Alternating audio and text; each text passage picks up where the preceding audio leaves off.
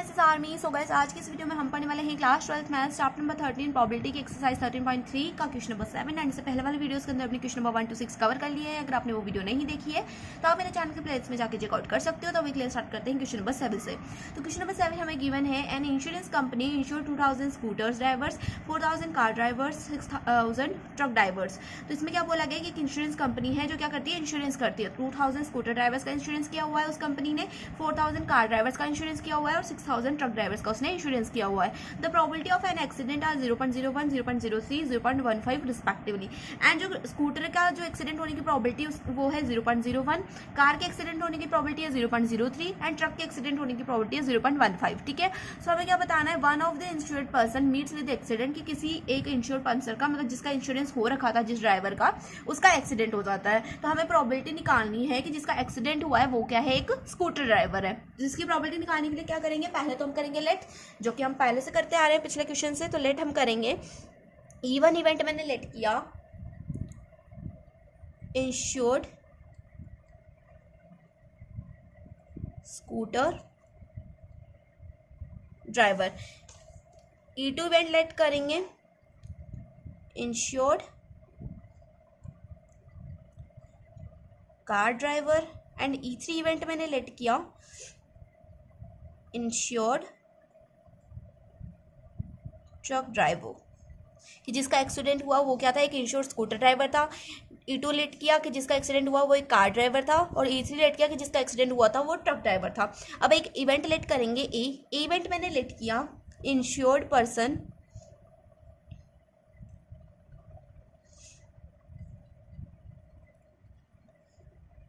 Meets with accident. तो यार writing पे मत जाना, तुम जो है क्वेश्चन पे जो है फोकस करो, ठीक है, कि क्या मैंने जो है लैंग्वेज लिखी है यहाँ पे। ठीक है, तो ए इवेंट मैंने लेट किया कि जो एक्सीडेंट हुआ है इंश्योर्ड पर्सन ने क्या हुआ है, एक्सीडेंट से वो मीट हो गया, मतलब उसका एक्सीडेंट हो गया इंश्योर्ड पर्सन का जिसका इंश्योरेंस हो रखा था। ठीक है, अब हम क्या करेंगे एक एक करके इनकी प्रोबेबिलिटी निकालेंगे। प्रोबेबिलिटी ऑफ इवन, कि जो स्कूटर ड्राइवर था उसका एक्सीडेंट हुआ है तो उसकी प्रोबेबिलिटी क्या है, कितने स्कूटर ड्राइवर्स थे, 2000 स्कूटर ड्राइवर्स थे। एंड टोटल कितने ड्राइवर्स थे, 2000 scooter drivers, 4000 car drivers and 6000 truck drivers. तो 2000 प्लस में 4000, 6000 एंड 6000 प्लस 6000 हो जाएगा 12000। तो टोटल कितने ड्राइवर्स हैं, 12000 ड्राइवर्स हैं। तो इनको कट करेंगे तो 30 से 30 कैंसिल, 2/12 आ जाएगा। 2/12 को तुम यहाँ पर 1/6 भी लिख सकते हो। 2 से जब इसको कट करोगे तो 2 से 2 कट होगा 1 टाइम, 2 से 12 कट होगा 6 टाइम्स। ठीक है, अगर हम निकालें प्रोबेबिलिटी ऑफ E2 मतलब कार ड्राइवर्स की प्रोबेबिलिटी, तो कार ड्राइवर्स कितने थे हमारे पास में, 4000 थे। टोटल ड्राइवर्स आपको पता है 12000 है ना। तो 30 से 30 कैंसिल हो जाएगी, 4/12 हो जाएगा। इसको 2 से कट करेंगे तो 2 से 4 कट होगा, चलो 4 से कट देते तो 4 से 4 कट होगा 1 टाइम्स, 4 से 12 कट होगा 3 टाइम्स। ठीक है, 1/3 आ गई प्रोबेबिलिटी ऑफ E3 निकालें, मतलब ट्रक ड्राइवर्स की प्रोबेबिलिटी निकालें। तो ट्रक ड्राइवर्स है हमारे पास में 6000 अपॉन में टोटल ड्राइवर है 12000, 30 से 30 कैंसिल हो जाएंगे, 6/12 आ गया, 6 से 6 कट होगा 1 टाइम, 6 से 12 कट होगा 2 टाइम्स। प्रोबेबिलिटी आ गई। ठीक है, सबकी प्रोबेबिलिटी आ गई। अब प्रोबेबिलिटी ऑफ A/E1 निकालें, मतलब एक इंश्योर्ड पर्सन जिसका एक्सीडेंट हुआ है वो कौन था, वो एक स्कूटर ड्राइवर था। इसकी प्रोबेबिलिटी क्या होगी, इसकी प्रोबेबिलिटी उसने यहाँ पर ही गिवन कर दी है कि स्कूटर ड्राइवर के एक्सीडेंट से इंश्योर्ड होने की प्रोबेबिलिटी है 0.01%। तो 0.01 को तुम अगर यहाँ से पॉइंट हटाओगे तो पॉइंट के बाद में 2 नंबर से, तो यहाँ पर क्या हो जाएगा, 2 zeros नीचे लग जाएंगी। तो इसको हम ऐसे लिख सकते हैं 1/100। अगर हम निकालें प्रोबेबिलिटी ऑफ A/E2 मतलब कि जिस पर्सन का एक्सीडेंट हुआ वो एक कार ड्राइवर था, इसकी प्रोबेबिलिटी है 0.03। तो 0.03 को अगर हम यहाँ पर से पॉइंट हटाएं तो यहाँ पर 2 zeros नीचे लग जाएंगे। इसको हम लिख सकते हैं 3/100। यहाँ तक समझ में आ रहा है सबको क्लियर हो रहा है। अब अगर हम निकालें प्रोबेबिलिटी ऑफ A/E3 मतलब जिसका एक्सीडेंट हुआ है, जिस इंसान का एक्सीडेंट हुआ है वो एक ट्रक ड्राइवर था, इसकी प्रोबेबिलिटी क्या हो जाएगी, 0.15 हमें गिवन था, 0.15। तो 0.15 यहाँ से जो है पॉइंट हटाएंगे तो यहाँ पर 100 लग जाएगा। तो 15/100 उसकी आ गई प्रोबेबिलिटी। अब अगर निकालें हम प्रोबेबिलिटी तो आ गई। अब हम निकालेंगे बेस थ्योरम, है ना। बेस थ्योरम से इस क्वेश्चन को सॉल्व करेंगे, तो बाय बेस थ्योरम यहाँ पे लिखेंगे। तो प्रोबेबिलिटी ऑफ बेस थ्योरम में हम क्या निकालेंगे, प्रोबेबिलिटी ऑफ E1/A निकालेंगे, है ना। E1/A निकालें तो प्रोबेबिलिटी ऑफ E1/A का फॉर्मूला क्या होगा, प्रोबेबिलिटी ऑफ E1 इंटू में प्रोबेबिलिटी ऑफ A/E1 अपॉन में प्रोबेबिलिटी ऑफ E1 इंटू में प्रोबेबिलिटी ऑफ A/E1 प्लस में प्रोबेबिलिटी ऑफ E2 इंटू में प्रोबेबिलिटी ऑफ A/E2। E2, ठीक है। तो यहाँ पर जो है फॉर्मूले के अंदर तुम वैल्यूज पुट कर दो, तो प्रोबेबिलिटी ऑफ E1 की वैल्यू थी हमारे पास में 1/6, probability of A by E1 की वैल्यू थी 1/100 अपॉन में प्रोबेबिलिटी ऑफ E1 की value 1/6, probability of A by E1 की वैल्यू 1/100 प्लस में प्रोबेबिलिटी ऑफ E2 की वैल्यू थी हमारे पास में 1/3 इंटू में probability of A by E2 की वैल्यू थी हमारे पास में 3/100। और यहाँ पर हमारे पास E3 इवेंट भी था ना, तो यहाँ पर E3 भी लिख दो, प्लस में करके प्रोबेबिलिटी ऑफ E3 इंटू में probability of A by E3, ये भी लिख देना, ठीक है, क्योंकि 3 इवेंट्स थे ना हमारे पास में, ट्रक ड्राइवर का इवेंट भी तो था। अब प्रोबेबिलिटी ऑफ E3 क्या थी हमारे पास में 1/2 थी, इंटू में probability of A by E3 थी हमारे पास में 15/100, जो कि यहाँ पे ही निकाली है हमने। अब इनको क्या करेंगे, हम सॉल्व करेंगे, तो 1 इंटू 1 हो जाएगा 1, 6 इंटू 100 हो जाएगा 600, ठीक है।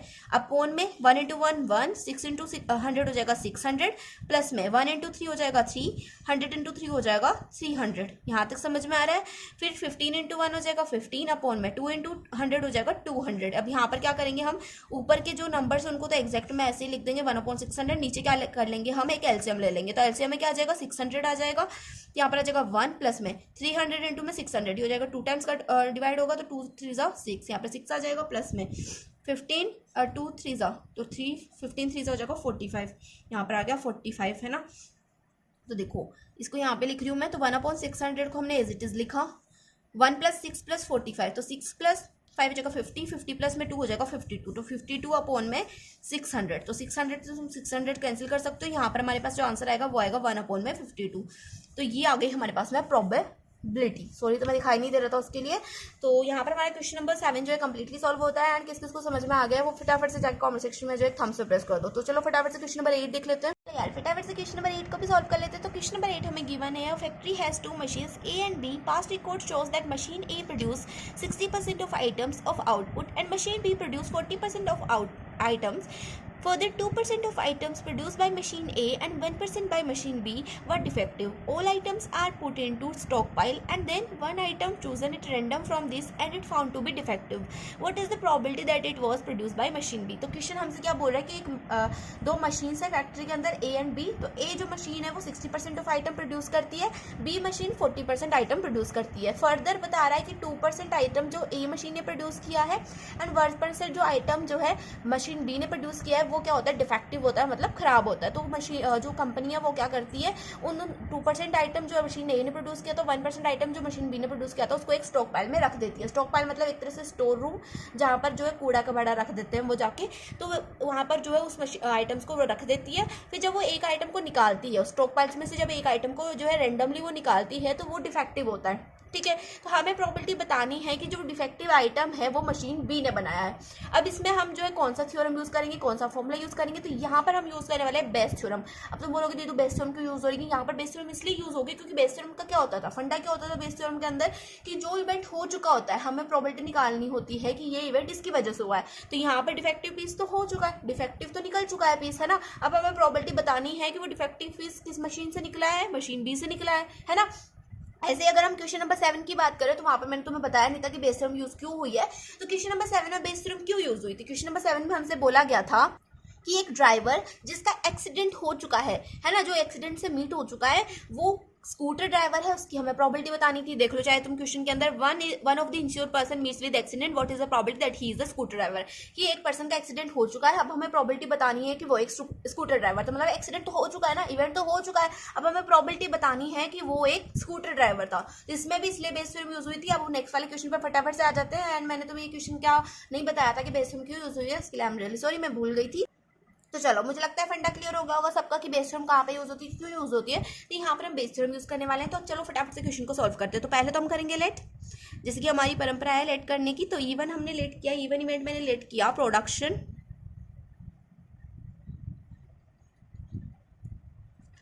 ऑफ अ ए, है ना, कि जो मशीन है उसने ए प्रोडक्शन क्या है, इवन इवेंट क्या बोल रहे हो यार, इवन इवेंट ये है कि जो प्रोडक्शन है वो मशीन ए ने किया है, और ई2 इवेंट हम लेट करेंगे कि जो प्रोडक्शन है वो मशीन बी ने किया, प्रोडक्शन ऑफ बी, ठीक है। और एक इवेंट लेट करेंगे ए मैंने लेट किया कि प्रोडक्ट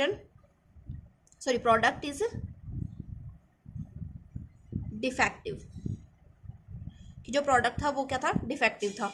अगर हम निकाले प्रोबेबिलिटी ऑफ इवन, है ना, कि ए मशीन के प्रोड्यूस करने की प्रॉबिलिटी, तो ए मशीन कितना प्रोड्यूस करती है, 60% प्रोड्यूस करती है। 60% को हम लिख सकते हैं 100, तो यहाँ से 10 से 10 कैंसिल हो जाएगी, 6/10 आएगा। 6/10 को तुम कट करोगे अगर 2 से, तो 2 से 6 कट होगा 3 टाइम्स, 2 से 10 कट होगा 5 टाइम्स। अब प्रॉबिलिटी ऑफ E2 निकाल दे, प्रॉबिलिटी ऑफ E2। तो मशीन भी कितना प्रोडक्शन करती है फैक्ट्री के अंदर, मशीन भी प्रोडक्शन करती है 40%, है ना। तो यहाँ पर आ जाएगा 40 और परसेंट को लिख देंगे हम 100, है ना। तो 10 से 10 कैंसिल, यहाँ पर हो जाएगा 4/10, ठीक है। अब 4/10 को अगर तुम 2 से कट करोगे तो 2/5 आ जाएगा। 2 से 4 कट हुआ 2 टाइम्स, 2 से 10 कट हुआ 5 टाइम्स, ठीक है। अब अगर हम निकालें प्रॉबिलिटी ऑफ A/E1 कि जो वो पीस था वो डिफेक्टिव था और ये किससे बना था, मशीन ए से बना था, इसकी प्रॉबिलिटी, है ना। तो इसकी प्रॉबिलिटी क्या हो जाएगी, 2% जो प्रोडक्ट था वो मशीन ए ने बनाया था और वो डिफेक्टिव था, है ना। तो यहाँ पर 2% को हम लिख सकते हैं 2/100, है ना। इसको तुम 1/50 भी कर सकते हो। 2 से 2 कट होगा 1 टाइम्स, 2 से 100 कट होगा 50 टाइम्स। तो प्रॉबिलिटी ऑफ A/E2 निकाल दें अगर हम, तो क्या उसके मतलब देखो, प्रोडक्ट इज डिफेक्टिव, ए हमने इवेलुएट किया कि प्रोडक्ट डिफेक्टिव है, तो वो जो प्रोडक्ट था वो डिफेक्टिव था और वो मशीन बी से बना था, इसकी प्रॉबिलिटी क्या होगी, 1% प्रोडक्ट था जो वो मशीन बी से बना था और वो डिफेक्टिव था, है ना। तो यहाँ पर हम लिख देंगे 1 और परसेंट को हम लिख सकते हैं 100, तो यहाँ पर आ जाएगा 1/100। अब क्या करना है, सिंपली बेस थ्योरम यूज करनी है और हमारा क्वेश्चन जो है सॉल्व हो जाएगा। तो यहाँ पर हम लिख देंगे बाय बेस थ्योरम, ठीक है। बाय बेस थ्योरम लिख दिया मैंने। अब बेस थ्योरम बताओ इसमें क्या यूज करेंगे। तुम बोलोगे दीदी प्रॉबिलिटी ऑफ E1/A निकालेंगे, तो मैं यहाँ पर अगर तुम्हें बोलूँ कि प्रॉबिलिटी ऑफ E1/A नहीं निकलेगा, यहाँ पर हम निकालेंगे प्रॉबिलिटी ऑफ E2/A। अब तुम बोलोगे दीदी पिछले वाले क्वेश्चन में तो हम प्रॉबिलिटी ऑफ E1/A निकाल रहे थे, यहाँ पर प्रॉबिलिटी ऑफ E2/A क्यों निकाल रहे हैं। तो तुम दोबारा से क्वेश्चन को देखो, तो यहाँ पर क्वेश्चन में क्या गिवन था, यहाँ पर हमसे क्वेश्चन में बोला है कि उसने बोला कि जो हमारा what is the probability that it was produce by machine B, कि हमें प्रोबेबिलिटी बतानी है कि जो डिफेक्टिव पीस था वो मशीन बी से बना था। अब तुम बताओ मशीन बी को हमने क्या लेट किया था, मशीन बी को हमने लेट किया था E2 इवेंट में, प्रोडक्शन ऑफ बी, है ना। E2 इवेंट में लेट किया था ना मशीन बी से, जो भी प्रोडक्शन होगा वो बी किस में होगा, E2 में होगा। तो यहाँ पर हम क्या कर रहे थे, वहां पर इतनी देर से हम क्या कर रहे थे, हम प्रोडक्शन तो बता रहे थे, तो यहाँ पर हम क्या करेंगे E2/A निकालेंगे, है ना, कि जो वो प्रोडक्शन था वो मशीन बी से हुआ था और वो क्या था, डिफेक्टिव था, तो E2/A निकलेगा, यहाँ पर E1/A नहीं निकलेगा। तो यहाँ पर बहुत ज्यादा डिफरेंस भी आएगा, तुम देखना क्वेश्चन के अंदर।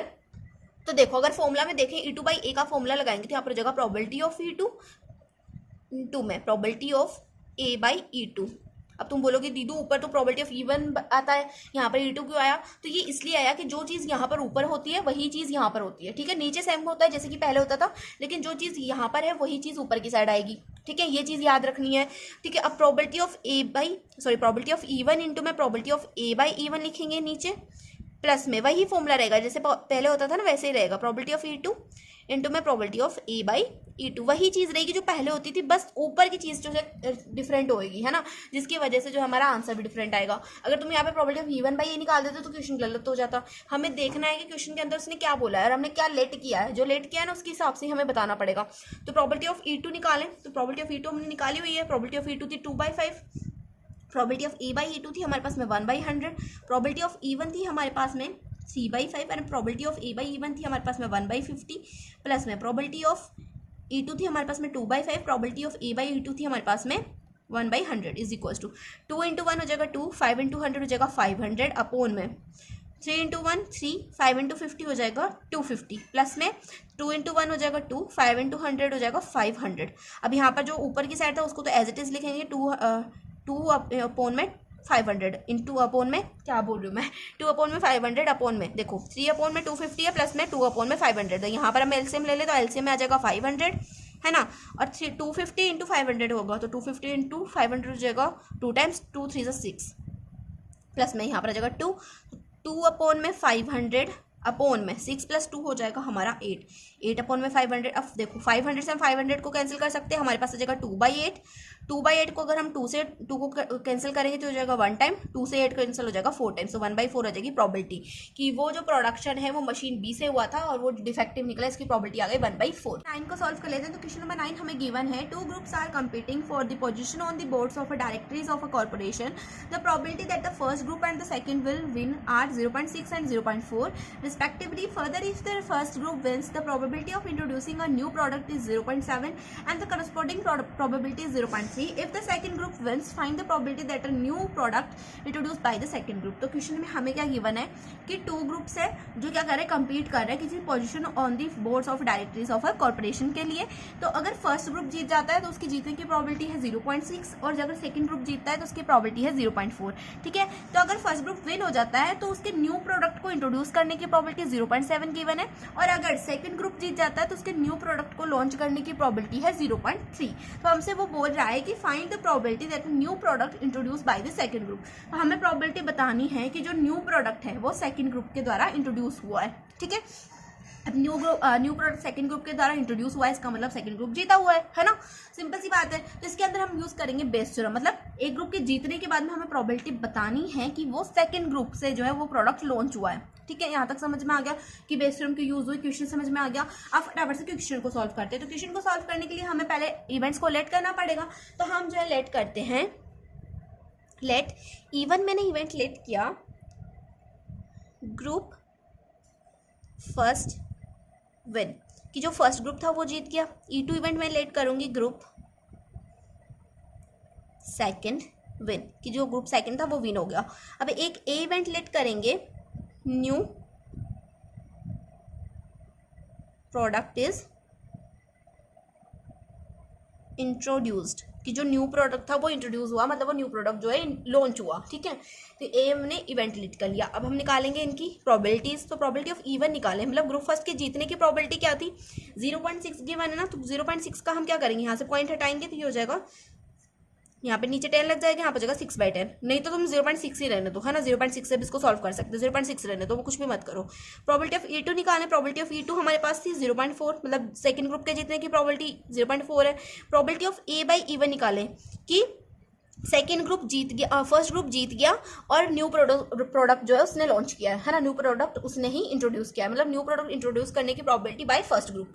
तो ये क्या हो जाएगी, कितनी प्रोबेबिलिटी है कि फर्स्ट ग्रुप उसको इंट्रोड्यूस करेगा, 0.7 है, यहाँ पर 0.7 लिख देंगे। प्रोबेबिलिटी ऑफ A/E2 मतलब जो है न्यू प्रोडक्ट जो लॉन्च हुआ है वो सेकेंड ग्रुप ने लॉन्च किया, इसकी प्रोबेबिलिटी क्या है, 0.3 है। सब कुछ हमें क्वेश्चन में गिवन है। अब हम यहाँ पर बेस थ्योरम लगाएंगे, by base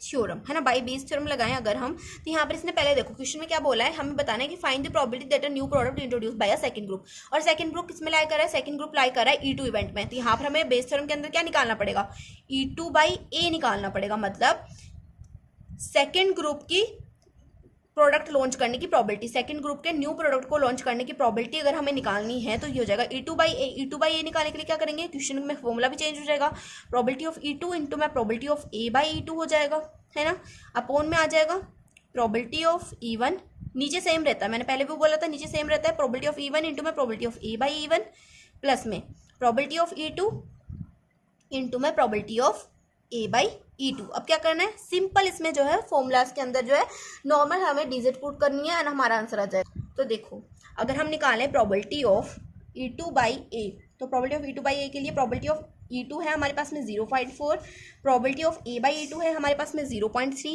probability of E1 है हमारे पास में 0.6, प्रोबेबिलिटी ऑफ A/E1 है हमारे पास 0.7 प्लस में probability of E2 0.4, probability of A/E2 0.3। इसको सॉल्व कर लो, 0.4 इंटू 0.3 करोगे 3 4 ज़ा 12, तो 0.12 हो जाएगा, अपॉन में 6 7 ज़ा 42, तो 0.42 प्लस में 4 3 ज़ा 12, यहाँ पर जाएगा 0.12, तो 0.12 अपॉन में 42 प्लस में 12, 42 प्लस 12 करोगे तो हो जाएगा 54, तो 0.54 पॉइंट से ये पॉइंट कैंसिल हो जाएगा, इज इक्वल टू 12/54 आ गया। अब 12/54 को अगर तुम 6 से कट करो तो 6 से 12 कट होगा 2 टाइम्स, 6 से 54 कट होगा 9 टाइम्स। तो हमारे पास प्रोबेबिलिटी आ गई कि वो जो प्रोडक्ट था, न्यू प्रोडक्ट था, वो सेकंड ग्रुप ने लॉन्च किया है, उसकी प्रोबेबिलिटी आ गई 2/9। तो यहाँ गाइस फटाफट से क्वेश्चन नंबर 10 को सॉल्व करते हैं। तो क्वेश्चन नंबर 10 हमें गिवन है, suppose a girl throws a die, if she gets 5 or 6 she tosses the coin 3 times and notes the number of heads. If she get 1 2 3 or 4 she tosses the coin once, notes whether head और tail. If she obtain exactly 1 head, what is the probability she threw 1 2 3 4 on a die. ठीक है, तो question में हमें क्या given है वो पहले समझ लेते हैं कि एक गर्ल है, वो क्या करती है, एक डाइस को थ्रो करती है, और अगर उसके डाइस के ऊपर 5 और 6 आता है तो वो एक कॉइन लेती है, उसको 3 टाइम टॉस करती है एंड उसके ऊपर हेड आने की जो प्रोबेबिलिटी, मतलब हेड आता है जो भी, उस हेड्स को वो क्या करती है, नोट कर लेती है एक पेपर के ऊपर। अगर वो जो डाइस को थ्रो करती है उसके ऊपर 5 और 6 नहीं आता है, मतलब 5 6 नहीं आता, इसका मतलब 1 2 3 4 आएगा।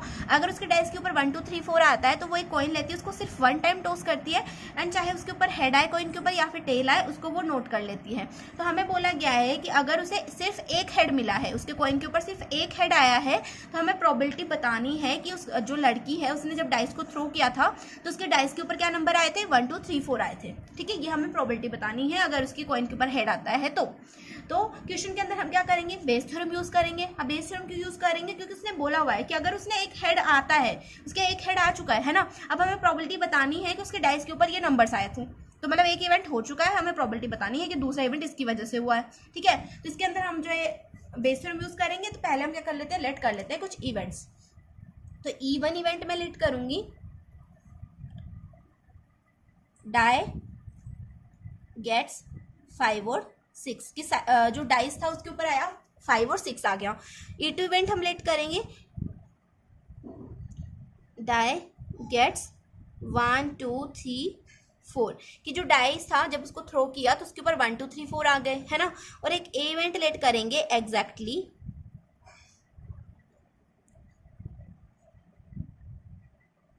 1 हेड, एग्जैक्टली 1 हेड, है ना। उसने बोला है ना कि एग्जैक्टली 1 हेड शी ऑब्टेन, तो वही चीज हमने यहाँ पे लेट कर ली। अब अगर हम निकालें प्रोबेबिलिटी ऑफ E1, मतलब डाइस के ऊपर 5 और 6 आने की प्रोबेबिलिटी अगर हम निकालें तो 5 और 6 कितने नंबर्स हैं, 2 नंबर्स हैं ना, 5 और 6 2 नंबर्स हैं। एंड डाइस के ऊपर कितने नंबर्स होते हैं, टोटल कितने साइड्स होती हैं डाइस की, 6 साइड्स होती हैं।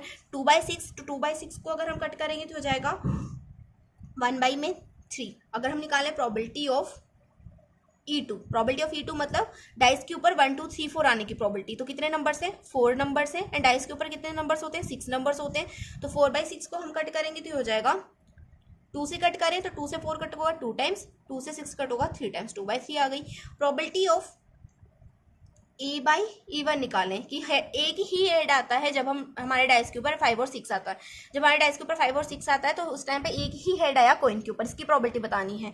तो जब डाइस के ऊपर 5 और 6 आता है तो हमने कितनी बार कॉइन को टॉस किया था, 3 टाइम्स टॉस किया था ना।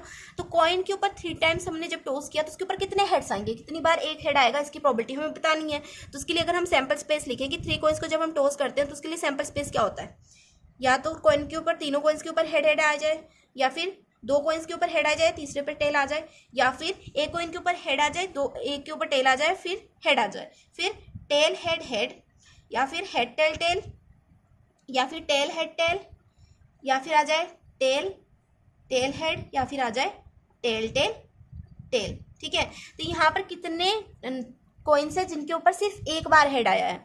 यहाँ पर एक तो ये वाला नंबर है जिसके ऊपर एक बार हेड आया, यहाँ पर एक ये वाला नंबर है जिसके ऊपर एक बार हेड आता है, और यहाँ पर एक ये नंबर है जिसके ऊपर हेड आता है। तो प्रोबेबिलिटी ऑफ A/E1 निकाले, मतलब exactly 1 head when we get a dice 5 और 6, है ना। जब हम डाइस के ऊपर 5 और 6 आता है हमारे डाइस के ऊपर, तो हमें बताना है कि सिर्फ एक ही हेड आता है कॉइन के ऊपर। तो कितने कॉइन्स है जिनके ऊपर एक हेड आया था, 3 कॉइन्स थे टोटल। इसमें सैंपल स्पेस में कितने इवेंट्स हैं, 8 इवेंट्स है, तो 3/8 हो जाएगी। प्रोबेबिलिटी ऑफ A/E2 निकालने की, जब डाइस के ऊपर 1 2 3 4 आया था तो कितने 1 हेड आए थे कॉइन के ऊपर, 1 हेड कितने आए थे कॉइन के ऊपर। जब हमने डाइस के ऊपर 1 2 3 4 आएगा तो कितने हेड आएंगे कॉइन के ऊपर। तो देखो, जब डाइस के ऊपर 1 2 3 4 आ रहा है तो कॉइन को हमने सिर्फ एक बार टॉस किया था, और अगर हम कॉइन को एक बार टॉस करते हैं तो उसकी सैंपल स्पेस होती है हेड टेल, है ना। अगर हम कॉइन को एक बार टॉस करेंगे तो उसका सैंपल स्पेस हो जाएगा हेड टेल, है ना। तो यहाँ पर एक बार ही हेड आ रहा है तो 1 में, और टोटल नंबर से सैंपल स्पेस के अंदर 2, तो 1/2 आ जाएगी प्रोबेबिलिटी ऑफ A/E2। तो हमारे पास सारे जो है प्रोबेबिलिटीज आ चुकी हैं। अब हमें इसे बेस थ्योरम के अंदर पुट करना है। तो यहाँ पर लिखेंगे बाय बेस थ्योरम, है ना। बेस थ्योरम से इसको सॉल्व करें तो यहाँ पर भी हम क्या निकालेंगे, प्रोबेबिलिटी ऑफ E2/A निकालेंगे, क्योंकि उसने क्या बोला था कि जब वो डाइस के ऊपर 1 2 3 4 टॉस करती है तो हमें प्रोबेबिलिटी बतानी है कि जब उसको सिर्फ एक हेड जो है मिलता है तो उसका मतलब है कि उसने डाइस के ऊपर 1 2 3 4 टॉस किया था, है ना। इसकी प्रोबेबिलिटी बतानी है, तो इसका मतलब प्रोबेबिलिटी ऑफ E2/A निकालना है। प्रोबेबिलिटी ऑफ E2/A का फॉर्मूला हो जाएगा probability of E2 probability of A/E2 upon में नीचे सेम रहेगा प्रोबेबिलिटी ऑफ E1 इनटू में प्रोबेबिलिटी ऑफ A/E1 प्लस में प्रोबेबिलिटी ऑफ E2 इनटू में प्रोबेबिलिटी ऑफ A/E2, E2, ठीक है, यहाँ तक समझ में आया। प्रोबेबिलिटी ऑफ E2 है हमारे पास में 4/6 इंटू में प्रोबेबिलिटी ऑफ A/E2 है हमारे पास में 1/2, प्रोबेबिलिटी ऑफ E1 है हमारे पास में 2/6, प्रोबेबिलिटी ऑफ A/E1 है हमारे पास में 3/8, प्लस में प्रोबेबिलिटी ऑफ E2 है हमारे पास में 4/6, प्रोबेबिलिटी ऑफ A/E2 है हमारे पास में 1/2। तो यहाँ पर कंफ्यूज मत होना कि मैंने 4/6 कैसे लिख दिया, मैंने तो कट करके इसको 2/3 लिखा था, है ना, तो मैंने वहीं पर वही चीज़ लिख दी, कट करके वो नहीं लिखा। तो देखो 4/6 इंटू में 1/2 करेंगे तो 4/6 अपॉन में 3 2 6 8 6 48 प्लस में 4 6 2 12, इसको सॉल्व करेंगे 4/12 ऊपर आएगा अपॉन में 6 प्लस यहाँ पर एलसीएम लेंगे तो 48 एलसीएम में आ जाएगा, है ना, 48 एलसीएम में आ जाएगा अपॉन में 6 प्लस में 16, 6 प्लस 16 को हम लिख सकते हैं 22। यहाँ पर मैंने एलसीएम लेके सॉल्व किया है। अब देखो 4 यहाँ पर ऐसे लिखती हूँ मैं, यहाँ पे लिख देती हूँ 4/12 इंटू में, इसको अगर हम ऊपर लेके जाएंगे तो उसको उल्टा करके लिखेंगे, मतलब 48 अपॉन में 22 लिखेंगे, है ना। 12 से 48 कट होगा 4 टाइम्स, है ना, 4 4 16 अपॉन में 22। अब 16 अपॉन 22 को अगर हम कट करें तो 2 से ये 16 कट होगा 8 टाइम्स, 2 से 22 कट होगा 11 टाइम्स, तो हमारे पास प्रोबेबिलिटी आ जाएगी 8/11। तो यहाँ पर हमारा क्वेश्चन नंबर 10 भी कंप्लीटली सॉल्व होता है। अगर आपको वीडियो अच्छी लगी हो तो वीडियो को लाइक कर देना, ऐसी प्यारी सी मेरी बकबक सुननी है तो फटाफट से चैनल को सब्सक्राइब कर लो। तो मिलते हैं नेक्स्ट वीडियो में, तब तक के लिए बाय बाय, टेक केयर।